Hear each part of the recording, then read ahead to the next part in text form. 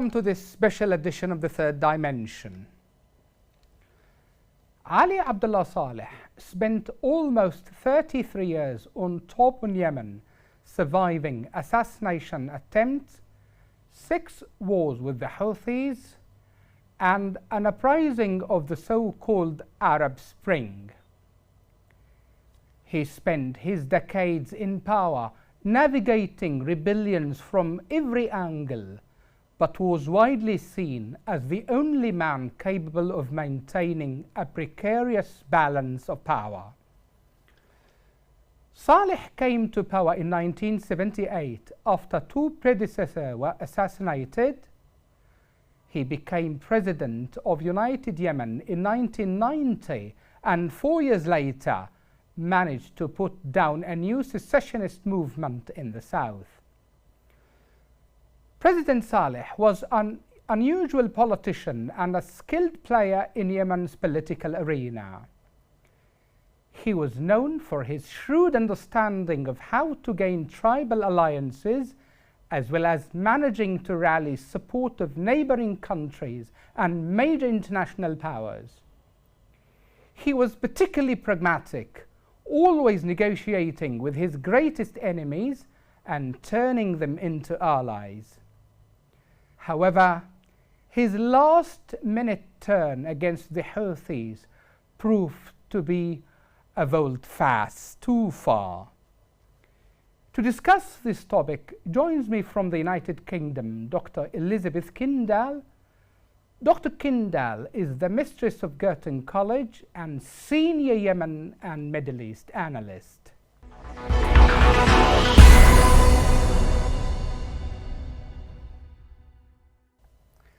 Dr. Kendall, good to have you again in my show.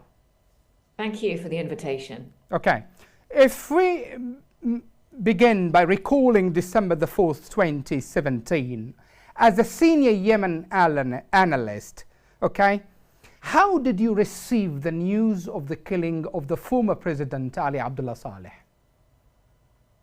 Well, I remember that day really well, December the 4th, 2017. It was a cold winter morning. I was in London. In fact, I was meeting with some Yemenis that morning to discuss some of the projects that we were thinking about implementing in the east of Yemen. And I had an alert on my phone, and then I had 3 alerts, 5 alerts, 10 alerts were bouncing in saying, it looks like Ali Abdullah Saleh has been killed. And this was quite a shock. I remember seeing the photos that were circulating and thinking, is this fake news? It was such a shock to see Saleh looking so miserable, so weak, wrapped in a blanket, assassinated, that it was hard to believe it was true. And then, of course, I started getting calls from Al Jazeera, from the BBC, and so on. So I knew that this day was going to be a very busy day and that there'd be a lot of questions to answer.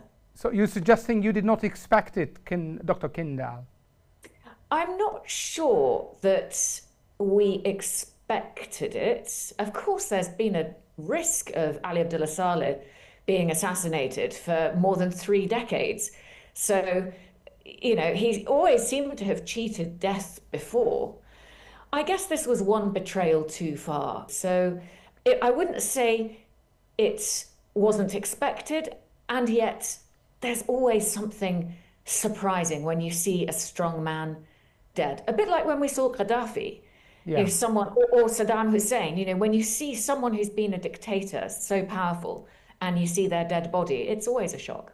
Okay, so you refer to the unique survival of Ali Abdullah Saleh, okay, and we know that he rose up to power in 1978, Dr. Kendall, and a senior Yemen analyst, Helen Lakna, she said, we expected to wake up and find that Saleh had been assassinated, okay? Now, my question is, would you elaborate on this, we call it unique survival of Ali Abdullah Saleh for 33 years? Well, Saleh, yes, he was extraordinary at playing people off against each other. playing factions off against each other, playing political opponents off against each other, playing tribes off against each other, and even playing whole states off against each other. He was a professional survivor. And I guess he puts it right himself when he said what he was doing was dancing on the heads of snakes. That is what he was doing. He would balance the different sources of support so that none would become too powerful and topple him. And he would surround himself by allies. What he did was he built his own power base and was really careful not to allow rivals to come to the fore. There was no question of building institutions, except in the most superficial way. And if you coupled that political sagaciousness, that political efficiency, with a very transactional streak and a ruthlessness, then that, I think, explains how he managed to remain in power in such a difficult and challenging climate for so long. Yeah. Okay, you refer to the issue of superficial institutions, Dr. Kendall, and you have been to Yemen for many times, and you know Yemenis. Yemen is deeply a societal community. The question is, Dr. Kendall, don't you think that Ali Saleh, in his own way, tried to find that emerging democracy model, okay, within a tribal community, which is quite hard? I would not call it an emerging democracy model. I would call it a model of understanding the balance of power and understanding the role that needed to be played and needs to be played by tribes. Perhaps there's an element of indirect democracy about it in terms of addressing yourself to the leader of different factions and groups. But this is by no means a bottom-up democracy. This is not how he operated. But what he was a very wise, perhaps I would say cunning more than wise, and a cynical leader, and someone who well understood what other people were seeking and was able to play to that. Yeah. So no questions over his political prowess, but perhaps some questions over his commitment to democracy. Oh, definitely. Yeah, and this is also a part of the political game, Dr. Kendall. In the end of the day, a politician should act so. Correct. Yes. Yeah. Okay. And you know, in terms of what he achieved, he was the first person to rule over a united Yemen. Yes. And that was no easy task because, of course, Yemen had been piecemeal. It was a collection historically of sheikdoms, sultanates, and imamate, tribal factions. It was many different pieces. So to find a way of getting them all to function together, however imperfectly, was quite an achievement. Yeah, okay. Let me bring here another senior Yemen analyst commenting on Saleh's departure. And here I have got April Longley Alley. She commented on Saleh's death saying, like him or hate him, okay? Saleh's death in this way is more than likely going to bring more pain for Yemen. The question is, Dr. Kendall, looking at the current state of affairs in Yemen today, okay, to what extent you think that pain is spread in the country? This is a huge question.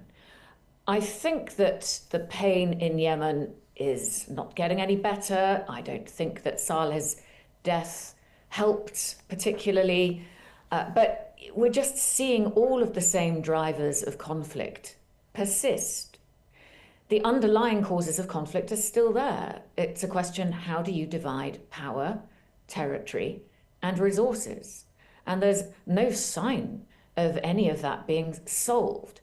I think that Saleh's death did, however, remove a very seasoned political figure who knew how to play all sides from the political scene. And in that sense, one might consider it a loss.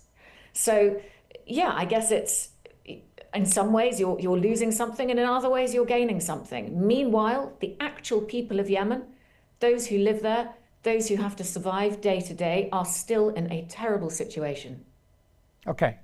Now, Dr. Kendall, as you think broadly about the history of Yemen, and you have referred to it, okay, in your opinion, what positive and negative lessons we should take from Ali Saleh's rule? But thinking of very specific lessons, I guess it's something about Saleh's strongman tactics gave the impression of stability. And that impression of stability was seductive for superpowers like America, but it was only ever going to be temporary. What we learned from Saleh is that there was a need to build institutions. There was a need to introduce some kind of meritocratic, technocratic style of government, because if you don't do that, then you're only ever going to have wars, conflicts, and power struggles between factions.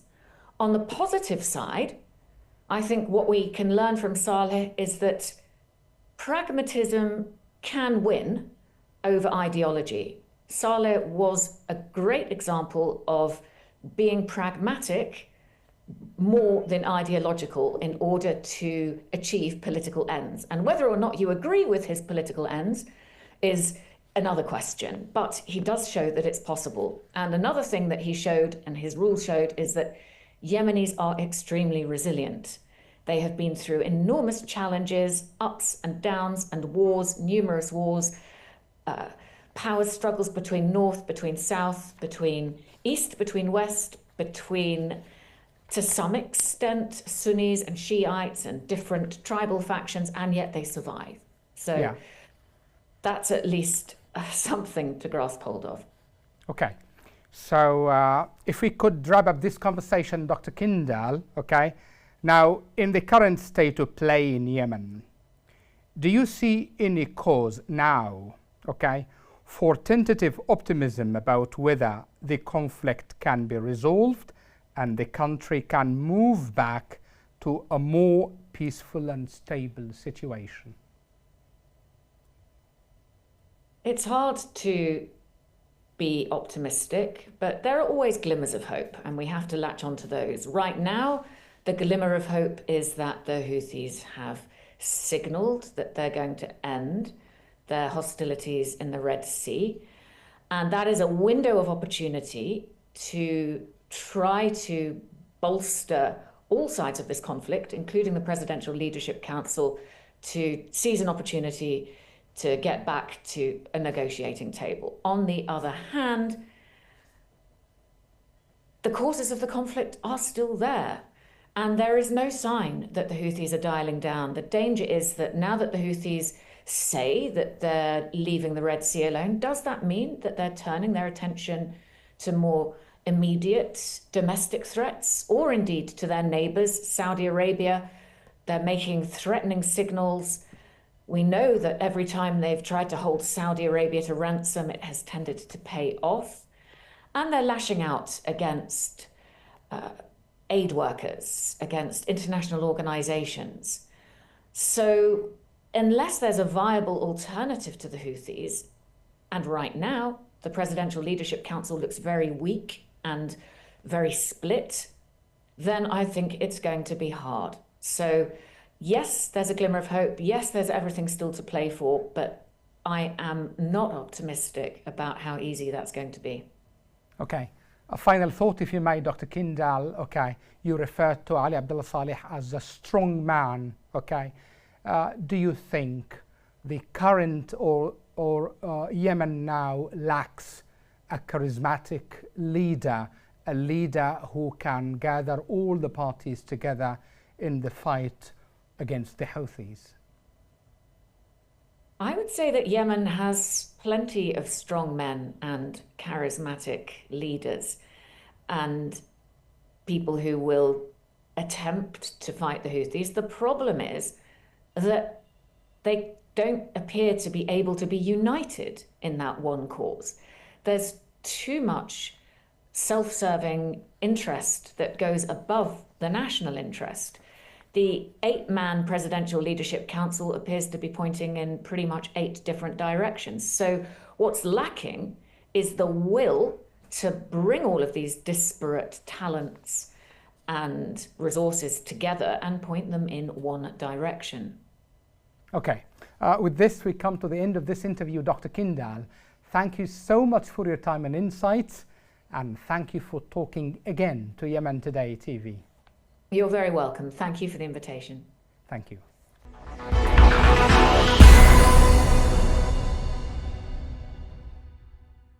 That's all for this time. See you next week with a new edition of The Third Dimension.